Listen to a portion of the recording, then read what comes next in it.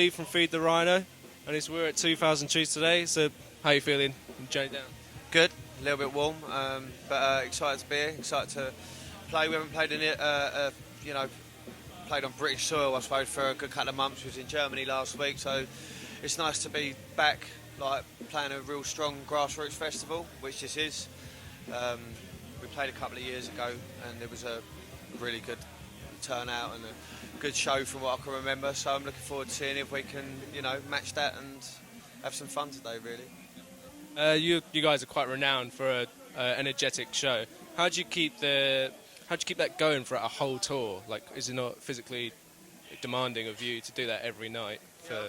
I think it is. I mean, I think all of it's, it's always demanding, especially I know it sounds a bit stupid, but getting a little bit older. I mean, we've been touring with this band for 5-6 years now, and it does sort of get you a little bit in the end, aches and pains here, there and everywhere. But the thing is, man, what keeps you going is your love for the music, your love for what you're doing, you love playing in front of people, and that kind of spurs you on every single night. That's your adrenaline, And fortunately for us, we've managed to sort of up the level of what we've been playing, so it's exciting, and everything's a new adventure. So it's more of a buzz.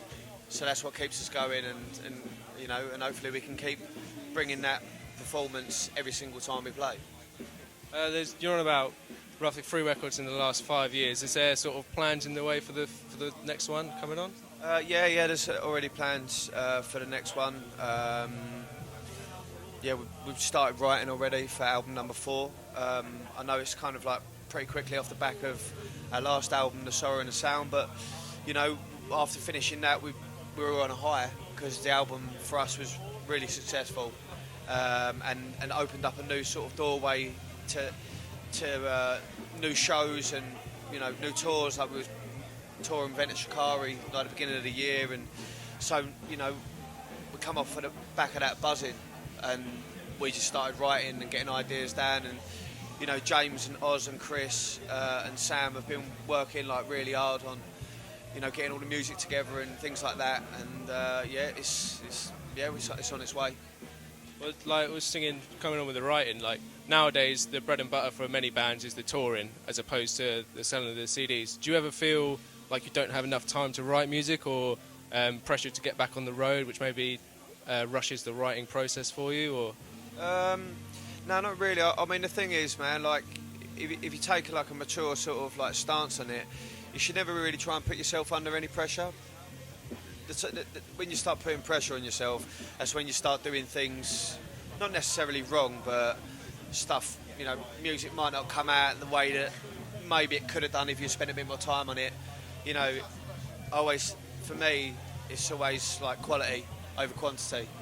So, I think with us boys now, the way that we write, them dudes, they work, the 4 of them, they work so hard. And, I appreciate them so much. And I'm very, very lucky and fortunate to have such a good bunch of blokes around me that write fucking great music, in my eyes, Not everyone's cup of tea, but, we never try and rush each other. We always, sometimes you do a little bit, but then we're at the stage where we peg ourselves back and be like, no, look, let's not rush that. But all of our music that we've written, especially with the Sorrow and Sound, it was written very, very organically. Literally, we wrote what we felt we wanted to write, and that's how it come out. There was we're not going to try and take it that direction, we're not going to try and take it that direction. We just sat down and we were like, look, fuck it, let's just write an album that we want to fucking write, and we did. And that's how it turned out. So that's how we're sort of going through, motoring through, really. It's good to hear sort of that organic sort of feel coming through. I mean, a festival like this really shows the grassroots and of British music culture, and it shows how vibrant it can be. What did you find? Maybe not so much now at your stage, but maybe a few years ago. I know it's a struggle, but how did you find the music culture in the UK? I've always thought that the music culture in the UK was really strong. I've always thought that ever since we've been playing, it's a great realistic view. When we were playing shows to 30 people, you know, you play in front of those 30 people and they would be so like into it. They'd be like so drawn into it. And the same now, like, you know, we've been fortunate enough to sell out venues up and down the country, you know, not like 1,000 cappers, but you know, like good level, like 500 cappers and stuff like that. And seeing that intensity when we headlined the Underworld on our headline tour last year, London Underworld. Honestly, it was so intense. It was so ferocious. It was like right on the edge. It was on the edge of being dangerous, and I think that's the difference. That's what the British crowd brings to a show.